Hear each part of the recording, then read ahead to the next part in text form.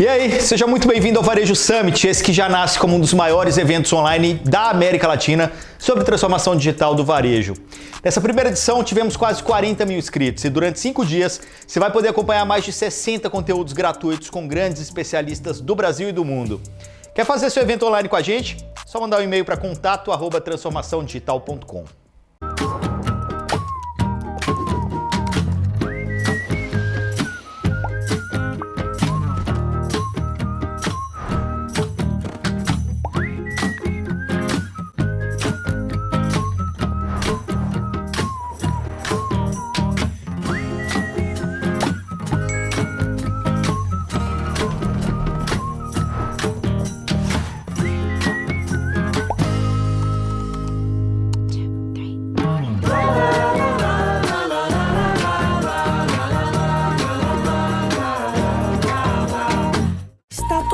Vendendo online, menos você? Prazer, somos a Nuvem Shop. Descubra hoje a nova fase do seu negócio com rapidez, simplicidade, segurança e o melhor, layouts personalizáveis grátis para deixar a sua loja virtual com a sua cara. Quem é empreendedor sabe que sempre existe um novo passo a ser dado. Junte-se a mais de 40 mil empreendedores pela América Latina e venda online pela Nuvem Shop para todo o Brasil. Nuvem Shop, potencializando histórias de sucesso. Uma mensagem pode mudar o mundo. Para todos, para muitos, para você. Mensagens conectam pessoas, ideias, marcas. Contatos transformam. Conversas inteligentes, incríveis, indispensáveis, colocam você um passo à frente. Take one step beyond.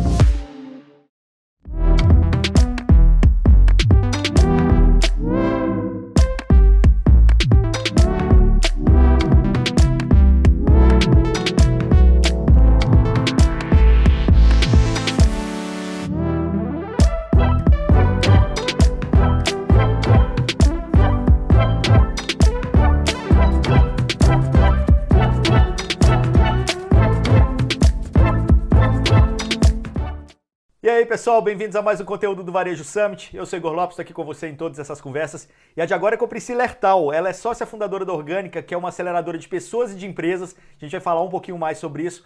Mas ela está aqui principalmente porque ela tem 20 anos ou mais de experiência aí no digital, né, Priscila? A gente vai falar um pouquinho para o pessoal e como entender o digital nesse momento, não é isso? Obrigado por estar aqui conosco.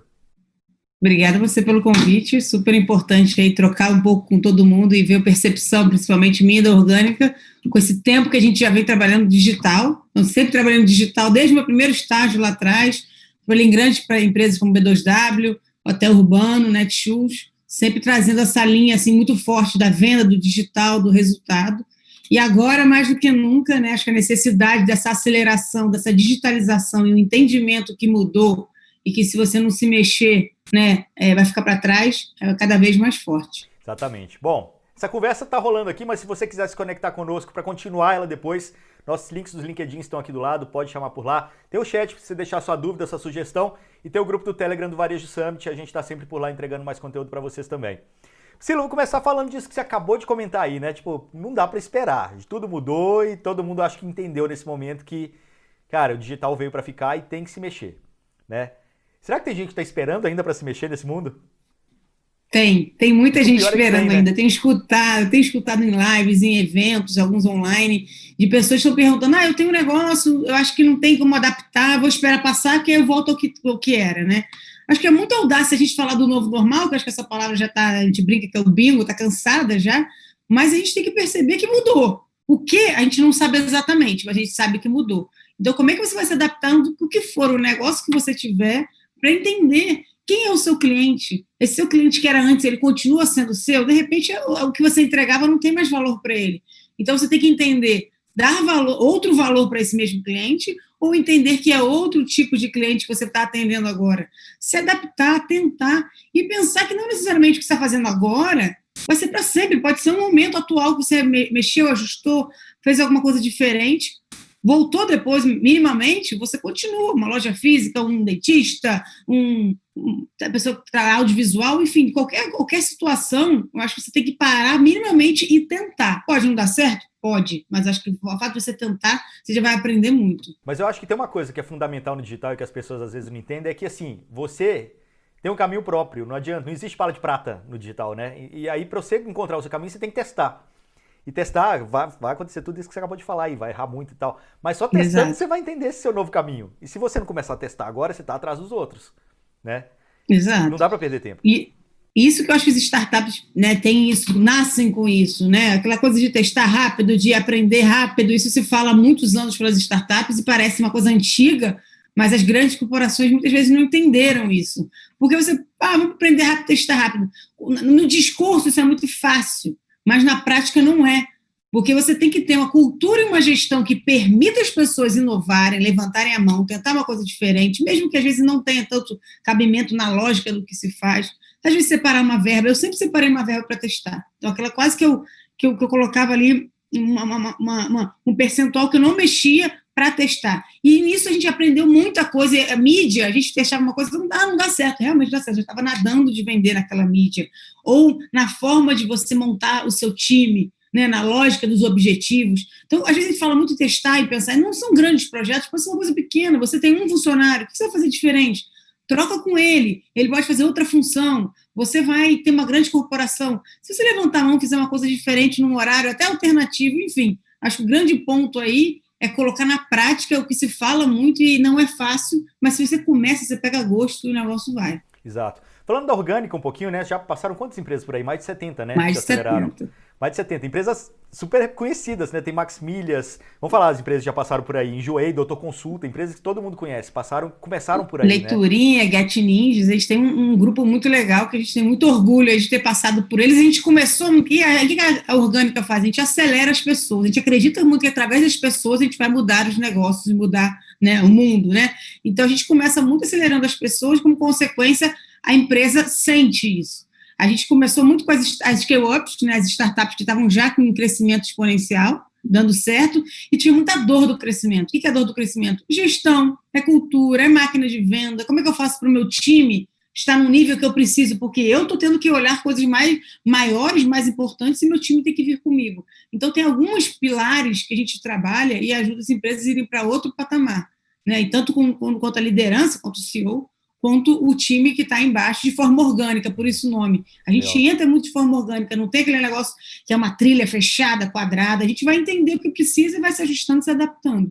As grandes também vieram junto, porque elas começaram a olhar e falar, nossa, eu também quero ser uma startup. A gente fala, você não vai ser exatamente uma startup, mas você pode pensar como ela, né? Ter processos, ter uma cultura. Não, mas eu acho legal você falou essa questão da orgânica, que tem até a ver com o nome, né? Que assim, muita grande empresa, quando vai fazer o processo de transformação digital, entra com aquelas palavras todas, né? Lean, modelo ágil, não sei lá mais o quê. E fica uma coisa artificial, né? Ou de repente chega perto das startups também para tentar beber dessa água e tal. Mas não é natural, né? Como fazer isso da maneira mais orgânica? Talvez empresas que estejam assistindo a gente aqui, que são empresas tradicionais, que às vezes estão passando por esse processo, estão começando a estudar, ou estão pensando que o caminho seja esse de fazer, né? Estudar Sim. muito ágil e técnicas e etc. Como fazer isso de uma maneira orgânica? Eu acho isso super importante, né? A gente fala que a gente tem o OKR, tem o Lean, tem o ágil, tem muitas palavrinhas aí, uma sopa de letrinhas que são importantes, são ferramentas para você chegar lá. E sim, é legal estudar, é legal aprender, é legal abrir a cabeça, mas o mais importante é ver, eu brinco que é estar na agenda verdadeira da empresa. Porque se você pensar para trás, muita gente falava que estava fazendo transformação digital, que tinha um projeto, tinha um lab, tinha alguma coisa, mas sabe quando você percebe que aquilo não está na agenda corporativa, não está no board falando sobre aquilo, não está na meta, até para ganhar um bônus, ter a inovação, ter a mudança. Então, agora o que eu percebo que veio na dor ou no amor é que realmente precisa mudar. Então, se tem a mentalidade normalmente de cima para baixo para o negócio funcionar, é de que a gente precisa mudar, a gente tem que entender esse negócio, a gente está atrasado. E eu tenho uma pessoa hoje que pode estar na China, ou no Rio, ou na Índia, fazendo algo melhor do que eu, que sou uma grande empresa, uma grande corporação, tenho dificuldade de me mover. Você fala, nossa, eu preciso ser essa pessoa, eu não posso estar perdendo para o cara da Índia. Eu tenho que ser o cara da Índia aqui, ao mesmo tempo que eu sou essa grande corporação.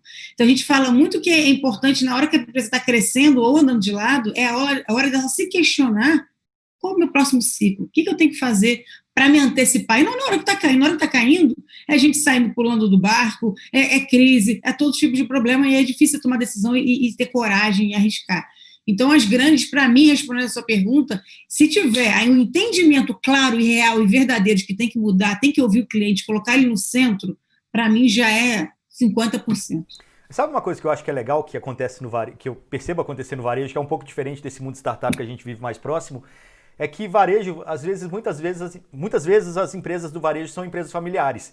E a gente está passando agora naquele momento da virada, talvez, da geração.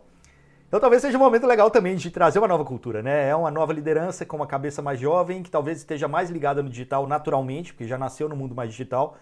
E talvez por isso seja até mais fácil aproveitar esse momento para trazer o digital de uma forma mais nativa para a empresa também, né? A gente tem esse perfil de cliente, que é familiar e é varejo. E aí, principalmente no online, aquela geração, né, gerações que vieram no offline, e agora tem chegando um CEO ou uma pessoa de fora, alguém importante da família, puxando para o online. Então, é uma transição que não é fácil. O mais importante que eu falei, está aberta. Às vezes é um CEO que já está há 30 anos, 40 anos liderando a empresa, mas é uma pessoa de mente aberta, que fala, tudo bem, não entendo, não é para mim, mas vem, porque eu confio, e eu tenho uma pessoa aqui, meu filho, ou uma pessoa de confiança, minha filha, que vai liderar isso. Então, tendo essa mentalidade aberta, a empresa entende e aquilo entra e funciona. Tem que ter na cultura, tem que estar na gestão, porque não adianta você falar, legal, vamos sim abrir o e-commerce. Aí coloca 2 pessoas e a empresa tem 720, aí bota 2 no e-commerce, como se fosse uma mídia, como se fosse um canal. Não, é uma outra grande empresa, onde você tem que olhar processos diferentes, investimentos diferentes. Um exemplo que eu dou, que é muito bobo, mas eu acho que explica bem, é que eu já vi grandes e-commerces, grandes empresas querendo fazer e-commerce, e aí na foto, uma coisa simples, bota uma foto. Vou vender uma bolsa. Uma foto da bolsa fechada, pendurada. Não, isso você bota num panfleto, num jornal, alguma coisa, de quem está na porta, que vai entrar, vai poder abrir e segurar. A experiência é tudo. Então tem que pensar diferente. Não adianta aproveitar muito do que tem. Claro que tem coisa que dá para aproveitar, mas se você não pensar diferente, falar, beleza, é um outro negócio, é um outro bicho, eu vou olhar diferente, vai acabar que vai crescer e vão reclamar que botaram grana, botou investimento e não deu certo. Exato. Para complementar essa conversa que a gente está tendo aqui, sugiro que vocês assistam também o conteúdo com o Gabriel Junqueira, que é o criador do Infovarejo. Ele falou muito, porque ele está vivendo isso na pele, essa virada de geração aí na empresa dele. Então ele falou muita coisa relacionada a isso também. E tem também a Mariana Ceroni, que é Head de Consumer Innovation na Sodexo, que ela passou também por uma história parecida com a da própria Priscila, de ter um histórico muito grande aí no varejo e de trabalhar esse momento da entrada do e-commerce, da entrada do digital em empresas que eram muito tradicionalmente do ambiente físico e a dificuldade dela de fazer isso acontecer. Acho que essas 2 entrevistas complementam bastante essa conversa que a gente está tendo aqui. Mas voltando nessa história toda, né, que a gente está falando de físico, digital, varejo e tal, vamos falar um pouquinho do seu histórico, né? Você começou lá atrás na B2W, quando a B2W era pequenininha, mas era um celeiro de talentos e era uma empresa que começou o e-commerce aqui no Brasil, pode-se dizer assim, né? Como foi essa experiência ali? O que você aprendeu ali? Foi muito boa. Eu acho que o varejo é aquele Rodrigo que vicia. Eu gosto de resultados rápidos, né? Tem gente que trabalha com os 2, 3 anos de resultado, tá tudo bem, mas eu gostava daquela emoção, daquela a gente brincava com cachaça, de você chegar de manhã e ver como é que tá o resultado, você poder mudar o resultado na própria manhã. A cultura da B2W, eu entrei na americanos.com ainda, né? Nem tinha comprado Submarino, Shoptime, Blockbuster, Ingresso.com, foi se tornando um grande grupo, né? Mas é uma cultura muito forte, é uma cultura voltada para resultado, né? Então, eu fui nascida ali, criada no varejo, dessa cultura. Essa cultura é muito focada no resultado, em você não esperar acontecer. Então, de manhã a gente tinha uma reunião todo dia de venda, todos os dias, podia ser o que for, segunda a sexta tinha uma reunião de venda, lá a gente resolvia coisas do curto prazo. O que a gente vai fazer hoje? O que a gente vai fazer para mudar essa semana? Então, esse negócio de não esperar acontecer, de você ir lá e ter coragem, arriscar, ligar, procurar e se mexer, é muito forte. Eu acho, eu puxei isso muito para mim, acredito muito nisso. Era uma cultura muito de você estar focado em resultado. Podia estar acontecendo 1000 coisas. Não, você tem que achar um caminho.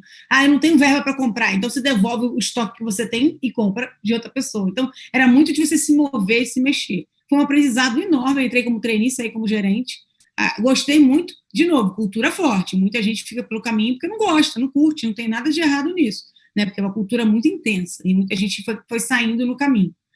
Passado lá 5 anos e tanto, já nem lembro, mas já faz tempo, eu trabalhava com as lojas parceiras, naquela época, marketplace, que a gente nem chamava de marketplace, né? Então, eu cuidava das lojas parceiras, Netshoes, Saks, que hoje, né, Sephora, meu amigo Pet, Expand de vinho, enfim, não vou lembrar todas agora, mas a gente tinha um grupo de empresas que bebiam do tráfico da Americanas para vender. Então, era um marketplace em 2007, 2008, que a gente fazia com outro nome. E foi muito bom, porque eu aprendi muito, conheci muito de outras culturas, e fui para a Netshoes. Acabei me mudando para São Paulo, onde eu pude ver uma outra forma de vender no online, totalmente diferente, né? Quase totalmente diferente da Americanas, da B2W. O que muda?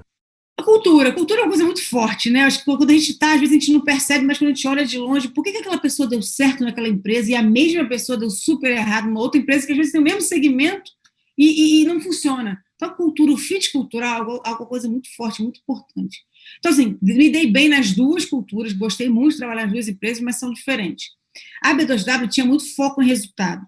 Muito foco em resultado, não fazer acontecer. A Netshoes tinha foco em resultado? Óbvio, sempre. A empresa que cresceu já estava crescendo bastante quando eu cheguei lá.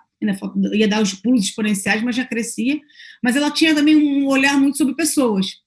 Então, o que eu cheguei lá e tentei ajustar muito, principalmente o marketing, foi esse equilíbrio, né? Porque faz parte você também não brigar, mas você correr atrás, você ligar para uma Nike, para uma Adidas, para uma Puma e falar, olha, estou vendo um preço assim, quero uma condição assado, eu quero, vamos juntar, vamos dar um desconto, fazer algumas coisinhas ali para você tentar vender mais e achar o preço mágico. Então, acho que esse foi esse equilíbrio de olhar que pessoas também são muito importantes e elas ajudam no negócio a ir mais longe, mas também achar esse equilíbrio de que também resultado é importante, não é fácil, mas como achar esses dois pratos aí que estão rodando. Qual era a sua posição no Netshoes? Gerente geral de marketing. Gerente geral de marketing. E lá você conheceu também pessoas que acabaram fazendo parte da sua vida daí pra frente, né? Exatamente. Viraram sócia orgânica também. Exatamente. Foi esse grande case assim, que vocês fizeram na Netshoes para que você se entendessem tão bem assim e levassem isso pra frente também? Então, acho que tem, como eu falei, muito ligado à gestão e à cultura. A gente foi fazendo e nem percebia. Esse negócio que a gente se fala muito hoje, a gente está falando, sei lá, 2010, se fala muito hoje de tentar, de mudar. A gente mudava toda hora, a gente mudava a equipe, a estrutura da equipe. Quem fazia o quê? Cuidava, mexia, trocava, sempre. A gente testava muito. Como eu falei lá, eu tinha um percentual oficial guardado para testar, principalmente mídias. E se deu errado, tudo bem, claro que tinha premissas, mas tudo bem. A cultura era leve. Ela te permitia fazer isso, permitia que o estagiário levantasse a mão e criasse uma coisa nova.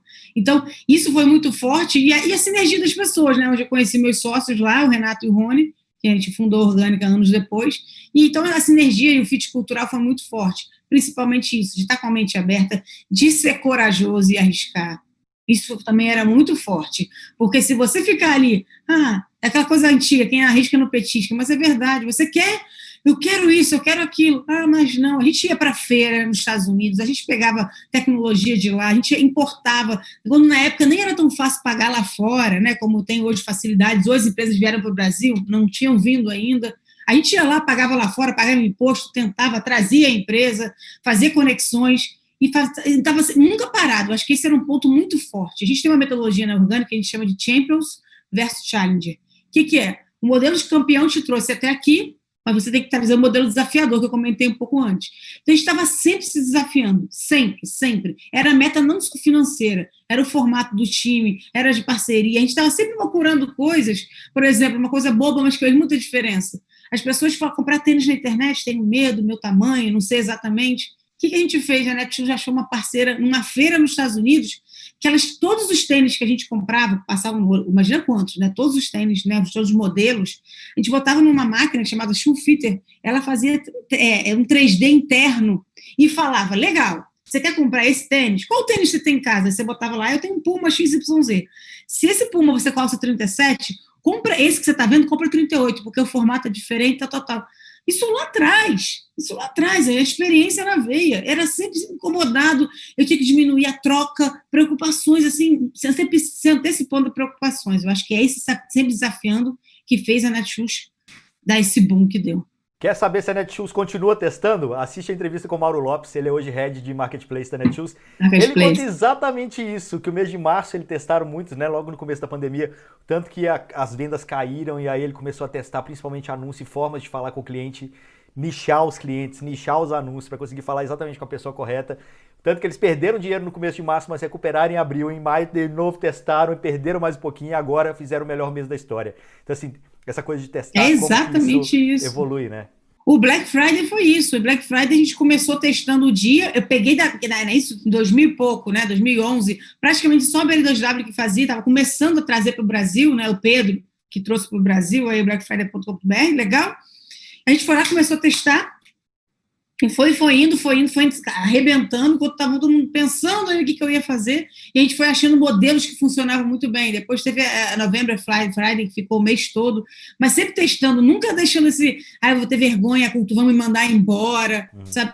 Parece de novo, parece fácil, mas muita gente fala, não, aqui a gente pode. Aí alguém erra, o chefe lá do outro lado berra, mas você quem mandou você fazer isso? Ou fala mal numa reunião. Tem que ser verdadeiro e transparente, senão não funciona. Pois é, mas é isso. Como criar essa cultura do teste também, né? Porque tem tudo isso que você acabou de falar, acontece. As pessoas têm medo, às vezes, de experimentar alguma coisa e ser cobrado por isso. Principalmente numa empresa do tamanho dessas, né? Que qualquer ação que você tomar vai ter uma reação muito grande, às vezes de prejuízos financeiros imensos. Não. Assim. Exatamente. Então, por isso que eu falo tem que ser de cima para baixo. É muito difícil um estagiário falar, vou testar aqui e vou me arriscar. Acontece. Mas é muito difícil. Então, você tem que vir em cascata. Lá de cima tem essa mentalidade que dá para errar, que pode tentar, obviamente, controlado, não é errar 20 vezes a mesma coisa, mas se a gente conseguir botar isso na cultura e na gestão, algo... Porque eu brinco que às vezes as pessoas falam, não, errar, fica falando que é modinha e tal. Mas se a gente mostrar, talvez para pessoas que não acreditam tanto, que com o erro, de repente, na ponta do lápis, olha só, eu errei isso aqui, gastei R$10, mas olha o que eu descobri, nesse mês já trouxe 12. Então, talvez uma forma de trazer para as pessoas mais céticas é você mostrar. Igual a diversidade. Né? Tem gente que fala, diversidade não tem, tá, né? Enfim, não vou entrar nesse mérito. Mas fala que diversidade não, é só para ter. Então, essas pessoas que não acreditam mostram como resultado de que a diversidade aumenta. Talvez vá pela dor. Eu não acredito muito, mas está dando resultado, eu vou. É o início, é uma forma de perceber. Então, normalmente vem de cima para baixo, mas eu provoco muitas pessoas no seu feudo, nem que seja assim, eu comigo mesmo, eu com 2 pessoas na minha equipe. Como é que eu faço para puxar essas 2 pessoas e conseguir que tenha um ambiente mínimo? Não precisa ser, vou testar 24 horas, tudo. Começa pequenininho, mas faz 1, 2 testes ao mesmo tempo e vê o que acontece. Mas em cima de tudo isso aí dos testes, tem os dados, né? Baseado em dados, eu consigo saber para onde eu tenho que ir. Como que você tem trabalhado com dados hoje? Assim? Qual a sua visão com relação a dados? Que dados você busca trazer para perto de você para você tomar decisões? Como é que você funciona? Como é que essa questão funciona na sua cabeça? Eu gosto muito, acho que assim, teve um momento assim, de dados é tudo, dados é data-driven, acredito muito e sempre corri atrás de ter dados para me ajudar a tomar decisões. Mas eu gosto de dizer, eu não vou dizer o percentual, mas eu gosto muito do equilíbrio. Eu acredito muito no cheiro. Varejo, então, o cheiro. Você bate o olho nessa garrafinha aqui e vai falar assim, cara, por R$1,99, ela arrebenta. E às vezes os dados não vão te trazer isso. Então, eu acho que o equilíbrio é tudo. Os dados são super, mega, ultra importantes. Né? Quando eu estou falando do cheiro, não deixe de olhar os dados. Os dados vão te trazer grandes números, percepções, às vezes pequenas, um vácuo que ficou, que tem um ângulo que você vai entender. Então, da importância dos dados não tenho grana, não tenho grande empresa, não sou robusta, faz no Excel, faz no caderno, percebe que horas daqui a empresa, eu tenho uma lojinha, que horas que enche mais a lojinha? Não sei, então anota os horários da venda. E aí você vai perceber que de meio-dia, às 2, é o que mais enche a hora que você saia para o almoço. Olha que coisa pequena e boba. São dados. Ou de grandes empresas, que têm robustos sistemas, mas que muitas vezes não se falam. Então também não adianta você ter sistemas que não se falam. Mas o dado é para isso, é para usar. Para ter um sistema legal, bonito, importante mas se não usa, não adianta. Então, acho que tem que ter muito essa percepção. Eu tenho dado, vou usar para grandes mudanças estratégicas. Traz Quick Win. Quick Win eu acho que é tão bom para convencer as pessoas. Olha, legal, eu tenho uma estratégia aqui de 2 anos que eu vou mudar a empresa. Mas olha o que eu fiz semana passada. Aumentei em 20% alguma coisa. Posso deixar essas 5? Pode, vai. Então, acho que eu acredito muito nisso. E no cheiro, para mim, é o equilíbrio. Eu sou muito de perceber, de trocar, de entender, de falar aquela televisão vende, aquela garrafinha vende, aquele serviço, não sei, vamos ligar para 5 clientes agora? Monta aí 5 perguntas, pega o telefone e liga. Você compraria? Por que preço? Quando? Onde? Então, para mim, é esse equilíbrio. O equilíbrio chega lá onde a gente quer chegar. Falou de cliente aí, CRM, importância de CRM hoje. Total. Quem não tem, Cliente. morreu, né? Morreu, tá agonizando, né? Porque a nova economia, principalmente, que está guiando aí essa digitalização, essa mentalidade nova, é colocar o cliente no centro. Mas colocar o cliente no centro de verdade, de novo, eu sempre trago isso, parece que é bobeira, mas transparente. Quanto foi a última vez que você conversou com o seu cliente? Ah, foi. Aí quando você pergunta 3, 4 perguntas, já começa a não ser bem assim. Colocar aqui, a Amazon fala, né, faz isso no livro, ele conta que tem uma cadeira nas reuniões vazia para lembrar que o cliente está na mesa, o cliente decide, o cliente está em peso. Então, de forma, né, prática, como é que você coloca o seu cliente para tomar decisão? Só que para isso você tem que saber quem é o seu cliente, você tem que ter um mínimo de CRM para ter informações de quem ele é, qual é a frequência que ele compra, eu posso diminuir essa frequência oferecendo outro produto. Na Netshoes a gente fez muito isso. Um dos pulos do gato na Netshoes foi CRM, foi entender o cliente. Então, vou dar um exemplo fictício aqui. A gente viu isso lá atrás, a Netshoes virou 13 clientes, mais ou menos 10, 15, eu não lembro agora, mas a gente botou X clientes para entender qual era o perfil de cada um. E a gente percebia, se o cliente comprava uma bola, uma chuteira, a próxima compra dele era um meião, de novo fictício, tá? Como é que eu faço para ele comprar o meião? Já ficar meião, não precisa esperar para ver se ele vai comprar o meião. Antecipa, porque você consegue diminuir o aumento do lifetime value, o custo de aquisição, e faz aquele cliente estar sempre ativo, nem que ele esteja comprando um meião, mas ele está lá comprando, lembrando da marca, contando para os outros. Então, usar o dado na forma prática, para mim, é vida. Exato. E mais alguma coisa, Priscila, que você acha que vale a pena a gente falar aqui, que de repente a gente não abordou, mas que é uma dica valiosa para o varejista hoje? Eu acredito muito.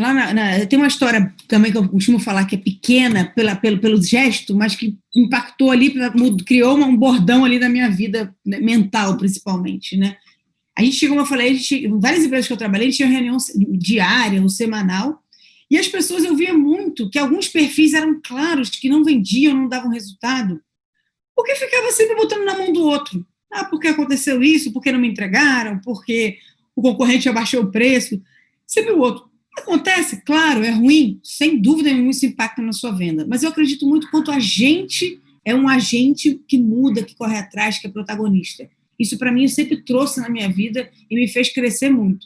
Então, teve várias reuniões que eu ia, e aí o gerente ou o estagiário falava, ou, enfim, comprador, e falava, eu não consigo vender por causa disso, aquilo, outro. E teve uma pessoa que ficou na minha cabeça que toda semana ela falava que não conseguia vender. Imagina, reunião de venda, diretoria, CEO, aquela mesa, aquele clima meio tenso, né? Porque você está meio que sendo cobrado. E aí, toda semana a menina falava, não, porque não vendeu, porque não choveu. Eu falava, gente, não é possível, aquilo me incomodava de um jeito, não chovia, porque ela vendia bota, era capa de chuva, eu não lembro o que ela vendia, mas ela tinha esse, não choveu. Eu falei, gente, cara, não é possível.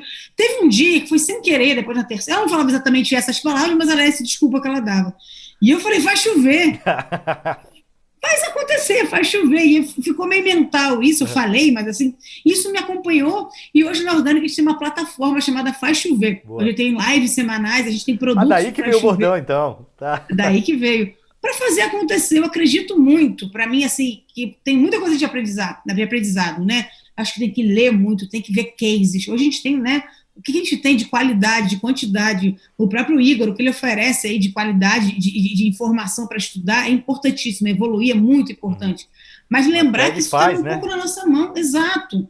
Então, de você ir lá e falar, tudo bem, tem muita coisa que eu não posso fazer, mas o que eu posso fazer? Eu tenho hoje uma lojinha, eu sou CMO de uma grande empresa, o que está no meu alcance? O que eu posso fazer hoje? Pode ser pequeno, muda uma coisa, faz outra, tenta. Então, acho que o protagonismo, a vontade de fazer acontecer, que lá na Orgânica a gente criou os 7 princípios do Faz Chover, onde a gente puxa muito da pessoa, né? A gente ensina, traz metodologia e está sempre ligado a isso. A estar com a barriga no balcão, é ouvir cliente, é tocar o bumbo, não é deixar o outro tocar o bumbo, é você que tem que puxar. Você que tem que fazer acontecer, trazer o cliente para perto. Enfim, a gente tem aí 7 frentes que a gente trabalha muito bem e ajuda os líderes e as empresas a terem um crescimento exponencial. Vamos falar sobre elas.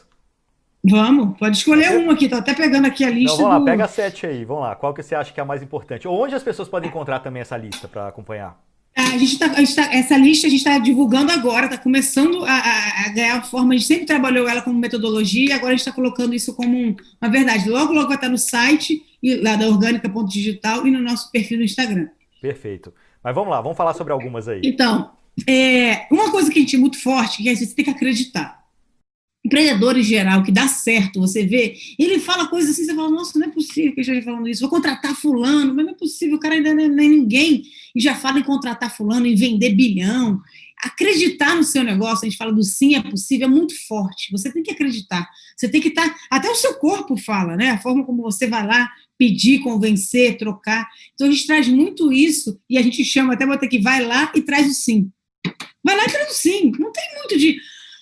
Vai lá, você acredita, não tem outra opção, você vai lá e traz o sim, a gente brinca muito com isso, então você tem que acreditar de ir lá, e por exemplo, quando o Márcio me contratou, o Márcio com o Ruian da Netshoes, ele é um cara, né, magnífico, né, um empreendedor nato, ele me contratou, eu estava na Americanas.com, né, e aí quando ele me contratou, depois ele me falou, nossa, eu contratei, queria muito que você viesse, mas outras pessoas falaram, até parece que ela vai vir. Né, tipo, tá na Americanas, a Netshoes não era muito pequena, mas para ele era tão óbvio, ele acreditava tanto naquilo, que me passou isso e eu saí do Rio e mudei para São Paulo. Família ficou no Rio, inclusive, aqui, né? Meu marido ficou, eu ficava fazendo ponte aérea e embalei no sonho dele. Então, assim, e quando a gente fala, não é precisa ser o CEO da empresa, pode ser coisa pequena, pode ser um sonho pequeno. Então, vai lá e traz o sim, é muito forte, você tem que acreditar, ir lá e trazer o sim, não tem mais nada além disso, né? Então tem muita história em volta disso, muitos exemplos, mas é importante ter essa crença e esse corpo trazendo isso. A gente devia ter começado a conversa por esses 7 pontos, na verdade. Vamos lá para mais um. Verdade. Tem vários aqui, ó. Universidade é na rua. Se você pegar um perfil de quem é muito... O Faz-Vento é muito ligado com a realização. Né? A gente tem vários perfis de líderes, né? Não tem qual que é melhor nem qual é o pior. Acho que a soma deles é muito interessante. Eu sou uma líder muito realizadora. Se ficar muito, de novo, não tem certo nem tem errado, mas se ficar muito, falando muito e pensando muito grande e não fizer acontecer aquilo, eu já nem presto atenção. Vocês perderam minha atenção. Comigo perdeu a atenção. Então, a gente vê muito os realizadores valorizam muito realizar, fazer. Então, o aprendizado, muitas vezes, pode fazer uma faculdade, claro, super importante, não estou tirando o mérito, fiz faculdade, não me arrependo disso. Mas aprendi, no primeiro período do estágio, no primeiro período da faculdade, eu comecei a fazer estágio. No primeiro, que eu estava todo mundo indo para a chopada, encantando, brincando, que está tudo bem, eu ia de vez em quando também, eu comecei a estagiar no Elefante, que era uma agenda virtual muito antiga, isso entrega idade. Eu tinha 18 anos, começava nem entendendo o que estava acontecendo, tinha acabado de entrar na faculdade, no primeiro período eu comecei, porque para mim era importante botar a mão na massa, entender.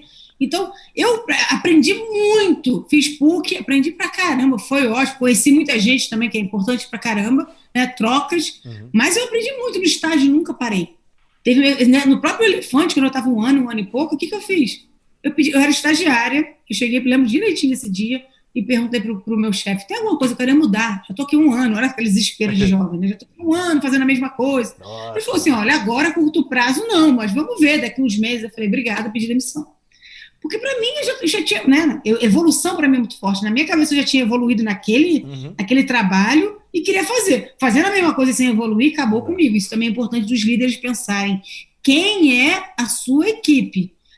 Já vou descambar para outro assunto, mas eu volto. Se a sua equipe tem evolução, tem realização, ela é mais quadradinha, como é que ela é? Como é que você vai pensar em puxar ela? Se ela é evolução, você fica fazendo a mesma coisa por 2 anos, vai ter muita chance de perder essa pessoa. Sim. Se ela é uma pessoa mais estruturada e você fica 10 minutos antes, você vai entrar numa live agora e vai falar sobre o quê? A pessoa fica com medo, sai fora. Então, muito importante você entender quem é o seu par, ou o seu chefe, ou a sua equipe, para você lidar com isso melhor. Mas então, imagino que depois volta na questão do equilíbrio também dentro da equipe, né? Ter as pessoas dos vários níveis e vários estilos e tal. Muito. Se pegar só realizador, explode a empresa. Alguém tem que organizar. Alguém tem que amarrar as pontas. E alguém tem que sonhar grande também, que o realizador sonha, mas tem que ter um perfil que sonha mais, que fala, olha, vamos lá, e acho que é a fome com vontade de comer. Sonhou, faz sentido, vamos lá e vamos entregar e realizar. Então, voltando para a universidade na rua, eu acho que é muito isso, de botar a cara na rua, de fazer, de acontecer, de tentar e arriscar. Então, eu aprendi muito nesses estágios, eu aprendi muito em troca, em viagem, eu estava sempre pronta. Eu vi coisas bobas também, eu já vi 3, 4, 5, 10 pessoas da minha equipe ou próximas de mim que perderam viagens internacionais em feiras legais, um evento do Facebook, uma feira legal, ou não sabe inglês, ou o passaporte não estava pronto, ou não tinha visto. Isso, claro, eu estou trazendo para a minha realidade, para a minha bolha, tá? Tem gente que está assistindo aqui aí também, que nem tem visto, nem tem passaporte. Tem o câmera que precisava, a gente precisava do câmera para poder viajar, para cobrir os eventos internacionais, e era exatamente isso que você está falando. Passaporte não está pronto. Não tem que estar pronto, gente. Tem 2 anos que eu tô falando com você, sabe? Tem que estar pronto, é isso. Porque essa universidade da rua traz um pouco disso. Você está sempre pronto, tá entendendo o que está acontecendo, está se antecipando. Então, isso para mim é muito forte. Eu aprendi muito nos estágios, aprendi muito na faculdade, trocando, ouvindo. Então, a soma de quem tem evolução com realização, acho que traz essa universidade na rua, é muito forte, porque faz acontecer e aprende muito. Vamos para mais uma? A gente já está estourando o tempo, mas vamos para mais uma, e daí quem quiser entra no site orgânica.digital, que já vai estar lá, né? E pode me seguir também, né? Priscila _orgânica digital também. E vou estar contando um pouco. Isso, no Instagram. Outro que é muito forte, renasce todo dia. Tá colocando os links aqui no chat, tá? Bota aí, por favor, que se bobear, eu falei errado. Renasce todo dia. Isso também é muito forte. Para quem é do varejo, então, acho que esse é o... É, fundamental. Cara, líder inconformado. Né, tem uma história de um cliente nosso, Max Milhas, que a gente tinha acabado de fazer um evento, feito a Black Friday, muito forte, Black Friday arrebentando. A gente estava ali no dia ainda, estava no dia da Black Friday, tinha batido recorde do recorde. O Max chamou a equipe de canto e falou assim: beleza, vender na Black Friday mole. Tchau, quero ver vender na primeira semana de janeiro, onde está todo mundo sem grana, está todo mundo viajando. Ou já gastou em todos os IPTUs e volta às aulas e por aí vai. Gente, nossa, naquele dia, no dia seguinte, nem. Porque ele é inconformado, tá certinho, você puxa, claro, tô brincando, exagerando, a gente comemorou, a gente fez lá um apitaço, a gente comemorou bastante, mas já puxou. Então, o varejo é muito assim. O que vai acontecer? Legal, a gente que comemora pouco, uma coisa que eu puxo muito nas minhas mentorias e acelerações rituais é muito importante, mas ritual de celebração também é, e o varejo cada vez está melhorando isso, mas tem um defeito de estar sempre cobrando, querendo mais, e não dá tempo da gente comemorar. A gente faz muita coisa legal, que às vezes é num dia, e no outro dia você já está preocupado, mas matar um leão por dia, mas é importante comemorar ritual, isso é muito forte. Então, esse renascer, eu acho que você tem que ter essa percepção, cara, deu errado ontem, acorda de manhã e fala, vai, acredito, vou fazer de novo, ou deu certo, vou fazer mais ainda, então voltando ao Max, foi isso. A gente junto fez o Dia Mundial das Milhas, logo depois, foi em janeiro, dia 6 de janeiro, e vendeu 2 vezes meia, 3 vezes mais que o Black Friday. Por quê? Porque ele puxou, porque ele falou, vamos mais, dá para ir mais, vamos renascer, vamos puxar. Tem dia que foi ruim, tem dia que foi bom, mas a gente tem que todo dia acordar disposto. Não é fácil, tem dia que eu faço acordando aí, putz, cara, não aguento mais, leva porrada, aquele chefe, não sei o quê. Mas o varejo, o faz chover, ele tá muito ligado a isso, cara. Levou a porrada, resiliência e vamos. Perfeito. Bom, a gente já estourou o tempo, já deve ter gente agoniada aqui no chat, porque fica aquela coisa, tipo, deu meia hora, já tem o próximo conteúdo acontecendo, eu preciso ver lá, ver cá. Mas beleza, quem quiser continuar essa conversa, nossos links dos LinkedIn estão aqui do lado. A gente colocou no chat também o link do orgânica.digital, que é o site da aceleradora da Priscila. Esses 7 pontos vão estar lá, faz chover, tá lá, entra lá e acompanha. Priscila, obrigado demais pela conversa, conversei aqui com a Priscila Hertal, que é sócia fundadora da Orgânica. Brigadão pela conversa, valeu demais. Obrigada a você, gente, até a próxima, valeu, tchau, tchau.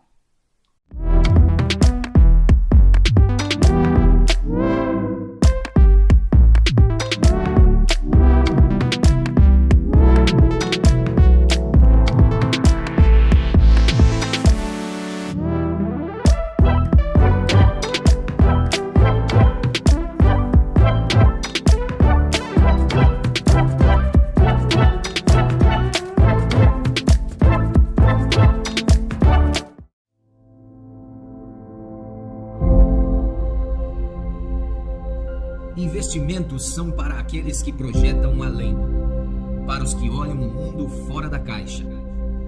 É para os que acreditam no futuro, para os provocadores. Investimentos são para os que arriscam, os que se despertam, aqueles que mudam o destino, para aqueles que resolveram entrar no jogo. O quanto você está disposto a ir em frente hoje?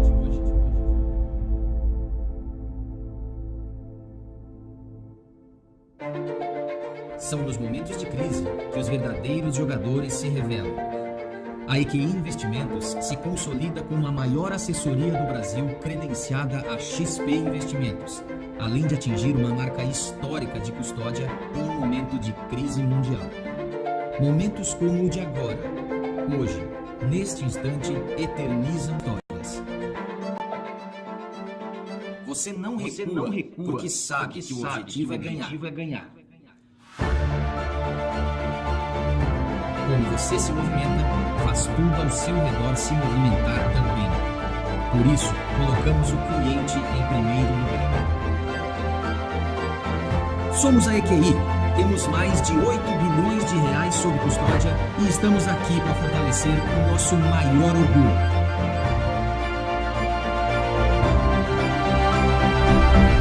Você.